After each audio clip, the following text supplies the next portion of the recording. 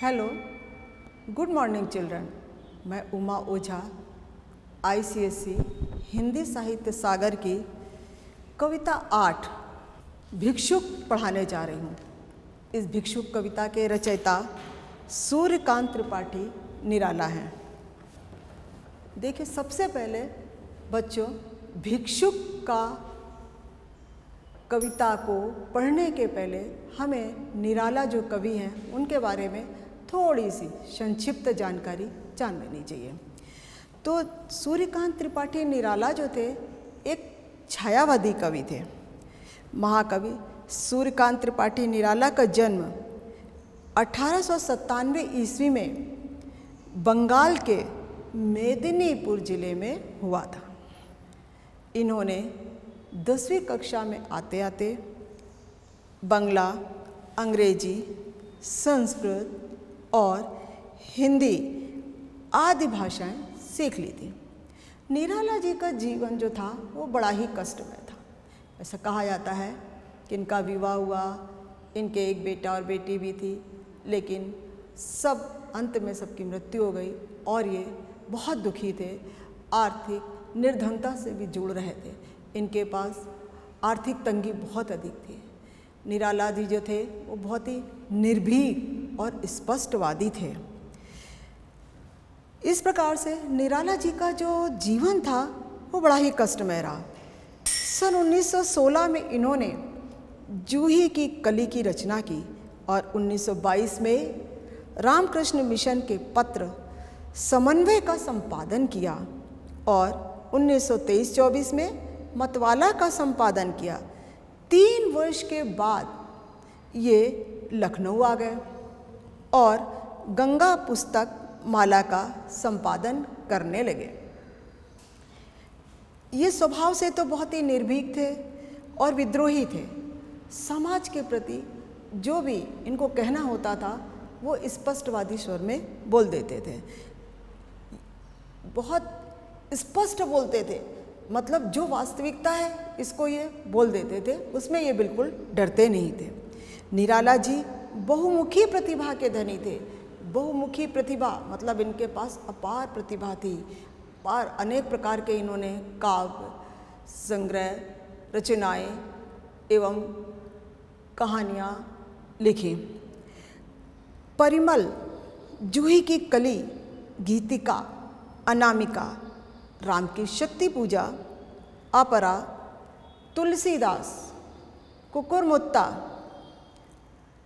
अप्सरा, प्रभावती आदि इनकी प्रमुख कृतियां हैं।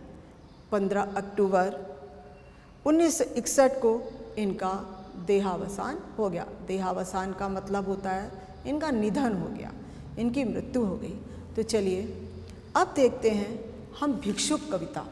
सबसे पहले बच्चों, आपके मन में ये आ रहा होगा कि भिक्षुक का मतलब क्या है। तो देखिए, भिक्षुक का मतलब होता है भिखारी। निराला जी की ये कविता जो है ये एक भिखारी के ऊपर लिखी है। एक भिखारी को देख के उनके मन में क्या भाव जागृत होते हैं उसको उन्होंने अपनी लेखनी के द्वारा हम सबके सामने प्रस्तुत किया है। निराला जी ने इस कविता में हमको ये बताने का प्रयास किया है कि वास्तव में हमारे यहाँ कितनी आर्थिक विषमता है।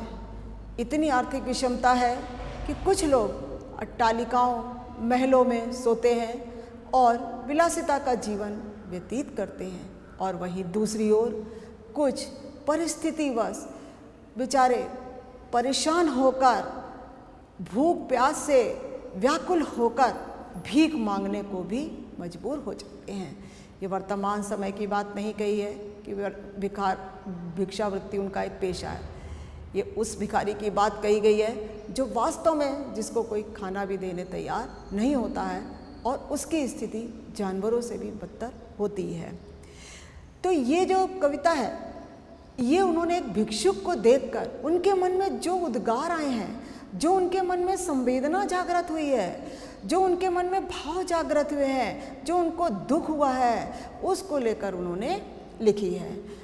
अब देखिए बच्चों, आप अपने मन में एक रेखा चित्र उभार लीजिए कि जैसे आपके सामने कोई भिखारी आ रहा है और आप उसको देख रहे हैं तो आपके मन में क्या भाव आते हैं। उसी प्रकार से निराला जो हैं वो एक भिखारी को आते हुए देखते हैं और उनके मन में भाव जागृत होते हैं। उनका हृदय बड़ा दुखी हो जाता है उस भिखारी को देख के।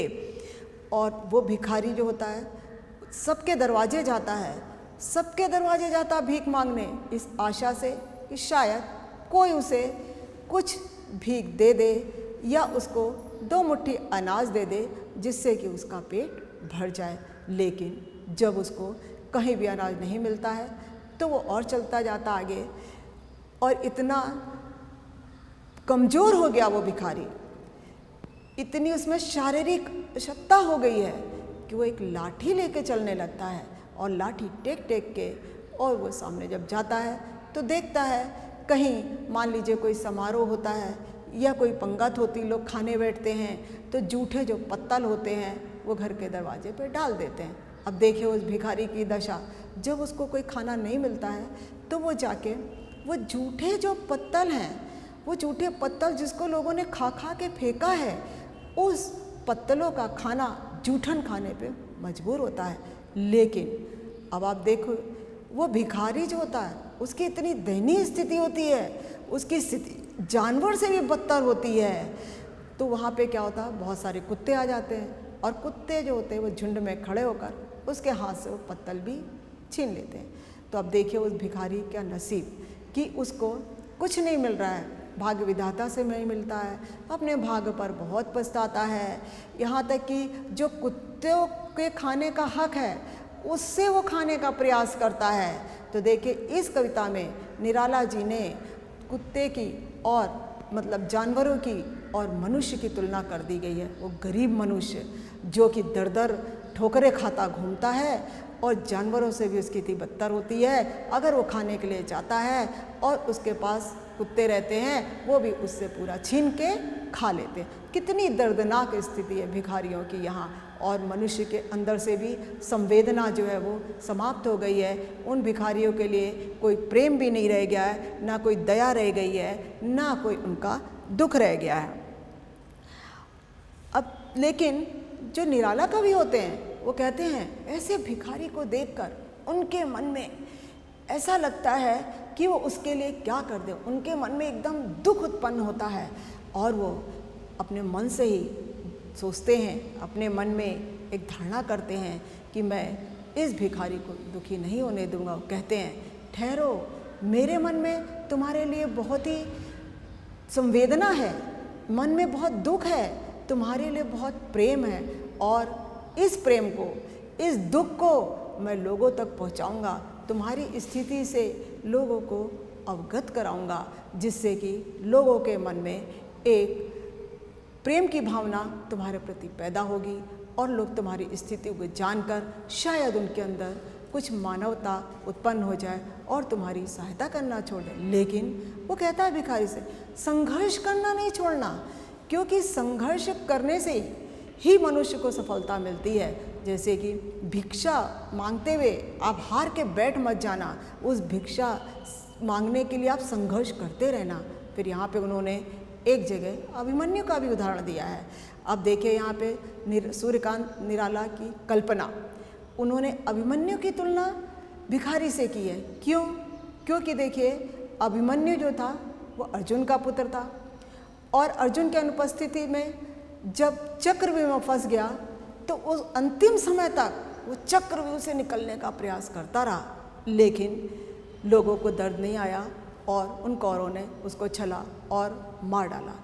लेकिन वो अभिमन्यु प्रसिद्ध हो गया। क्यों? क्योंकि अंतिम समय तक उस चक्रव्यूह से निकलने के लिए वो प्रयास करता रहा। आ रहा समझ में बच्चों? अभिमन्यु का उदाहरण क्यों दिया है उन्होंने? इसी तरह से भिखारी है, वो जब तक उसका पेट नहीं भर जाता वो बराबर संघर्ष करता रहता है। तो कवि यही कह रहा है संघर्ष करना मत छोड़ना। और जिस प्रकार से अभिमन्यु अमर हो गया है, क्यों अमर हुआ? यद्यपि वो मारा गया लेकिन उसने संघर्ष करना नहीं छोड़ना, उसकी वीरता आज भी अमर है। उसी प्रकार से ये तुम भी अमर हो जाओगे और संघर्ष हमेशा करते रहना। तो आपका जो संघर्ष करना है यही लोगों तक जाएगा और लोग इस संघर्ष को देख के ही तुम्हारे ऊपर दया करेंगे और हमेशा तुम्हारा नाम लेंगे। तो देखिए, ये कविता है सूर्यकांत त्रिपाठी निराला की, जिसमें इन्होंने एक भिखारी के प्रति प्रेम प्रकट किया, दुख प्रकट किया, संवेदना प्रकट की है और मानव को ये बताने का प्रयास किया है, मनुष्य को बताने का प्रयास किया है कि एक हमारे समाज में ऐसा वर्ग भी है जो भूखा मर रहा है, हमें उसकी सहायता करनी चाहिए और किसी प्रकार से उसको आगे लाने का प्रयत्न करना चाहिए, उसके दुख दर्दों को, कष्ट का निवारण करना चाहिए। तो चलिए बच्चों, अब हम ये भिक्षुक कविता का वाचन करते हैं, फिर इसका भावार्थ समझाते हैं। वह आता दो टूक कलेजे के करता, पछताता पथ पर आता, पेट पीठ दोनों मिलकर है एक, चल रहा लकुटिया टेक, मुट्ठी भर दाने को, भूख मिटाने को, मुंह फटी पुरानी झोली को फैलाता, दो टूक कलेजे के करता पछताता। साथ दो बच्चे भी हैं सदा हाथ फैलाए, बाएं से वे मलते हुए पेट को चलते और दाहिना दया दृष्टि पाने की ओर बढ़ाए, भूख से सूख होठ जब जाते, दाता भाग विधाता से क्या पाते, घूंट आंसुओं के पीकर रह जाते। देखिए, अब तीसरी स्टंजा में पढ़ा रही हूँ। चाट रहे जूठी पत्तले कभी सड़क पर खड़े हुए, और झपट लेने को उनसे कुत्ते भी हैं अड़े हुए, ठहरो अहो मेरे हृदय में अमृत मैं सींच दूंगा, अभिमन्यु जैसे हो सकोगे तुम, तुम्हारे दुख में अपने हृदय में खींच लूँगा। तो देखिए, ये सूर्यकांत त्रिपाठी की कविता भिक्षुक है। तो अब आइए हम इसकी व्याख्या करते हैं। वह आता दो टूक कलेजे के करता पछताता, पेट पीठ दोनों मिलकर एक, चल रहा लकुटिया टेक।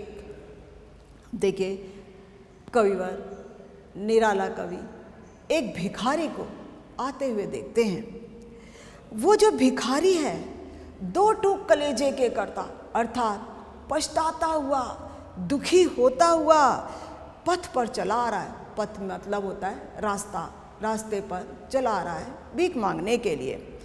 अब उस भिखारी की दशा का वर्णन करते हुए कहते हैं कि उसकी क्या दशा है, उसकी शारीरिक दशा क्या हो गई है। देखिए, पेट पीठ दोनों मिलकर हैं एक, वो इतना निर्बल हो गया है, इतना कमज़ोर हो गया है कि उसके पेट और पीठ में अंतर कर पाना मुश्किल हो रहा है।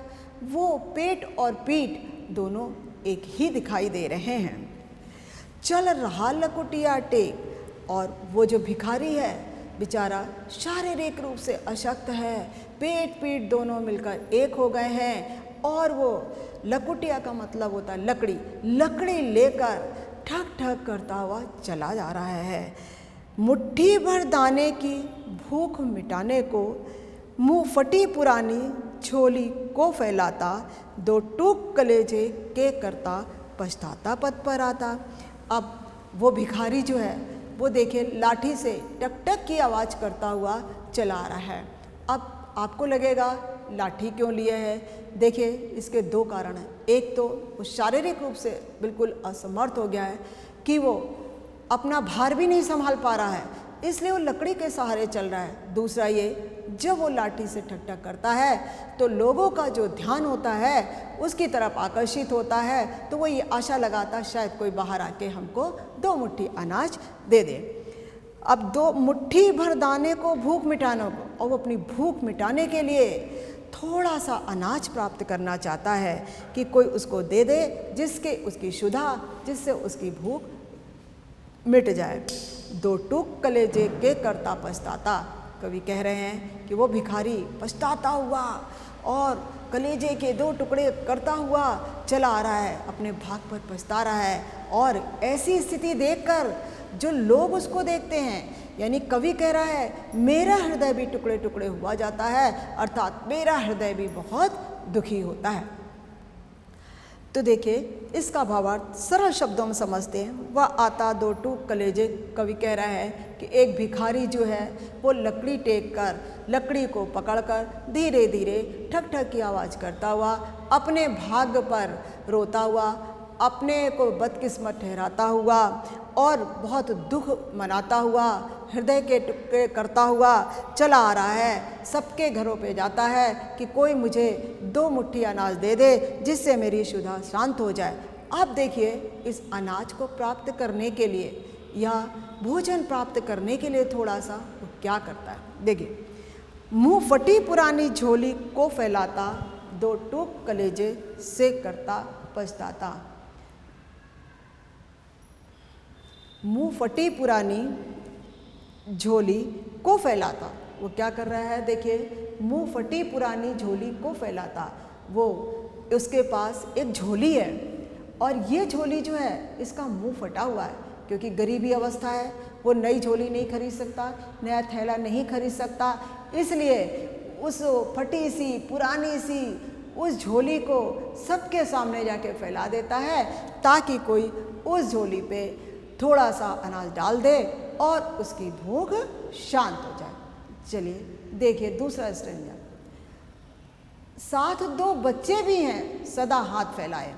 अब देखिए उस भिखारी अकेला नहीं हो भिखारी, उस भिखारी के साथ 2 बच्चे भी हैं, उसके 2 बच्चे हैं और वो बच्चे जो हैं वो भी हाथ फैलाए हुए हैं। अब हाथ फैलाना मतलब भीख मांगना, हाथ फैलाकर भीख मांगना।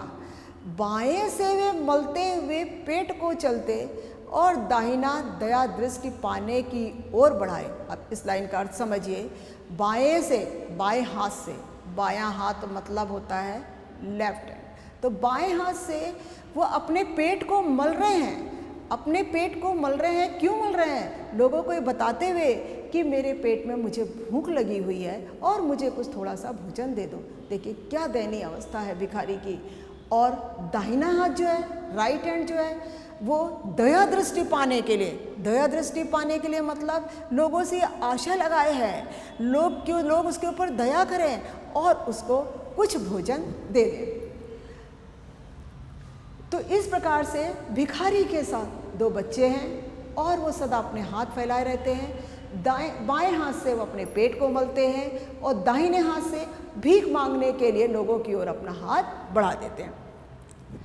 अब देखिए, भूख से सूख होठ जब जाते, दाता भाग विधाता से क्या पाते, घूंट आंसुओं के पीकर रह जाते। अब देखिए भिखारी की दशा, जब उसको कहीं से अन्न नहीं मिलता है, भोजन नहीं मिलता है, तो उसके होठ सूख जाते हैं क्योंकि भूखा प्यासा दोनों होता है। धूप में घूम रहा है, फटी पुरानी झोली लटका है, तो देखिए उसका क्या होता, होठ सूख जाते हैं। दाता भाग विधाता से क्या पाते, तब उसको लगता है कि मेरे भाग्य को बनाने वाले जो मेरे दाता हैं, जिनसे मैं अनाज मांगने आता हूँ, उनसे भी मुझे कुछ नहीं मिल रहा है। क्या पाते हैं, अर्थात वो उनसे कुछ भी प्राप्त नहीं कर पाता है। आंसुओं के घूंट पीकर रह जाते। तब वो अपने दुख को मन ही मन अपने दुख को हजम कर लेता है और दुख को किसी से उस दुख को कह नहीं पाता है, मन ही मन दुख को विलीन कर लेता है।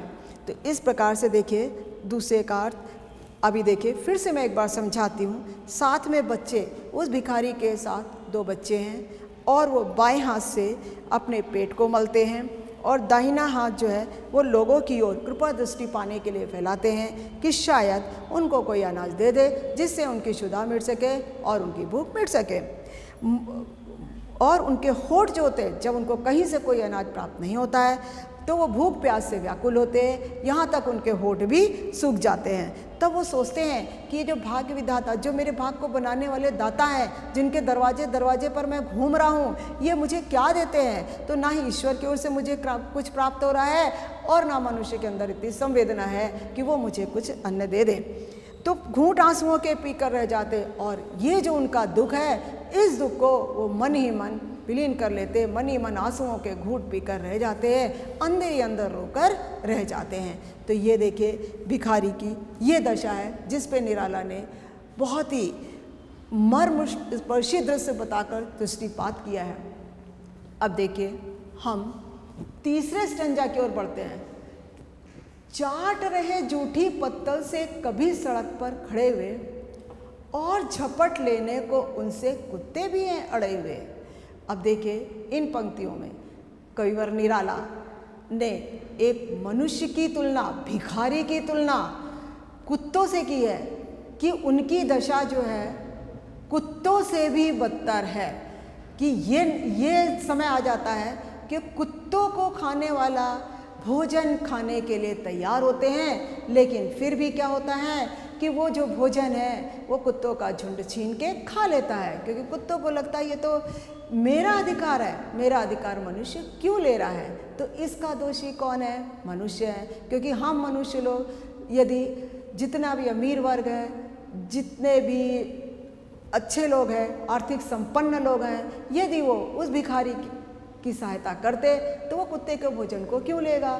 तो निराला जी ने यही व्यक्त किया है कि जो भिखारी है वो जब कहीं कुछ समारोह होता है, किसी के यहाँ विवाह होता है या कोई पंगत होती है, तो लोग खा खा के जूठी पत्तलें बाहर डाल देते हैं, और जूठी पत्तल में जो भोजन लगा हुआ आता है वो सड़क के किनारे फेंक दिया जाता है। भिखारी उसको खाने पे मजबूर हो जाता है और वो उठा के उसको खा लेता है। लेकिन जैसे ही भिखारी उस बचे हुए जूठन को खाने के लिए तैयार होता है, तो कुत्ते जो होते हैं, कुत्ते आकर उस झुंड में आते हैं और उसकी पत्तल को झपट लेते हैं, छीन लेते हैं। झपट लेना का मतलब है छीन लेना। तो आपको समझ में आया बच्चों? देखिए अब मैं तीसरी लाइन की ओर बढ़ रही हूँ। अब देखिए लास्ट स्टेंजा में उन्होंने क्या बोला है। तो देखिए लास्ट स्टेंजा, मैं सींच दूंगा अभिमन्यु जैसे हो सकोगे तुम, तुम्हारे दुख में अपने हृदय में खींच लूंगा। अब कविवर निराला भिखारी की ये दयनीय स्थिति देखकर एकदम दुखी हो जाते हैं। उनके मन में एक संवेदना जागृत होती है और वो सोचते हैं किस प्रकार से मैं इस भिखारी के दुख को दूर कर सकूं। तो वो कहते हैं कि ठहरो, कहते हैं भिखारी को इंगित करते ठहरो।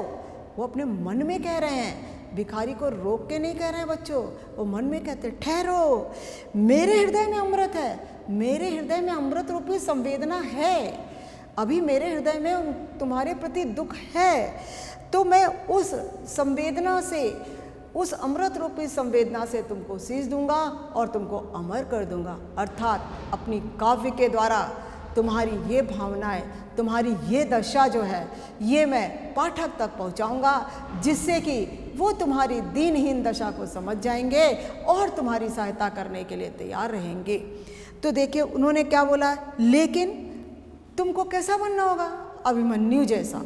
मतलब तुमको हार नहीं माननी है, मतलब इस भिक्षावृत्ति से संघर्ष करते जाना है और तुमको भी अभिमन्यु जैसा ही वीर बनना है। जिस प्रकार अभिमन्यु को चक्रव्यूह को भेदते समय वो मारा गया, लेकिन वो वीर हो गया। क्यों वीर हुआ? क्यों उसकी वीरता की हम बड़ाई करते हैं? क्योंकि अंतिम समय तक वो संघर्ष करता रहा चक्रव्यूह से बाहर निकलने के लिए। उसी प्रकार से वो भिखारी को इंगित करता हुआ कहता है, लेकिन इस भिक्षावृत्ति से सदैव आप तुमको संघर्ष करना है और तुम्हारे जो दुख हैं मैं अपने हृदय में खींच लूँगा। जितने भी तुम्हारे दुख हैं, जितनी तुम्हारी ये स्थिति है, उसको देख देख के मुझे दुख हो रहा है, ऐसा लगता है मैं उन दुखों को मैं अपने हृदय में विलीन कर लूँ और तुम्हारी दशा अच्छी हो जाए। तो देखिए सूर्यकांत त्रिपाठी निराला के एक भिखारी के प्रति क्या संवेदना है, क्या वो सोचते हैं और क्या हम तक संदेश पहुंचाना चाहते हैं, उनको उन्होंने इस कविता में व्यक्त किया है। तो देखिए मेरे प्रिय बच्चों, आप ये देखिए कि आपको भिक्षावृत्ति एक अभिशाप है। वास्तव में देखा जाए तो भिक्षावृत्ति क्या है? एक अभिशाप है। इस कविता को पढ़ने के बाद हमको लगता है उनको एक अभिशाप मिला हुआ, जिससे बेचारे वो उबर नहीं पा रहे और कोई उनकी सहायता नहीं समझ पा रहा है। लेकिन हम मनुष्यों का क्या कर्तव्य है कि अगर कोई इतना निर्धन है, इतना गरीब है, इतना भिखारी है, तो हमको उसकी सहायता करनी चाहिए और हमेशा उसके लिए हर प्रकार से संभव प्रयत्न करने चाहिए, जिससे कि वो इस संसार में अपना जीवन यापन कर सके और उसके लिए हर संभव भरसक प्रयत्न करने चाहिए। तो देखिए, ये है निराला की कविता और इस कविता के द्वारा हमको ये संदेश मिलता है कि हमें जितने भी हमारे आर्थिक विषमता से लोग गुजर रहे हैं, जिनकी इतनी दयनीय स्थिति है हमारे समाज में, हम उनको उस स्थिति से उबारने का प्रयत्न करें। Thank you children.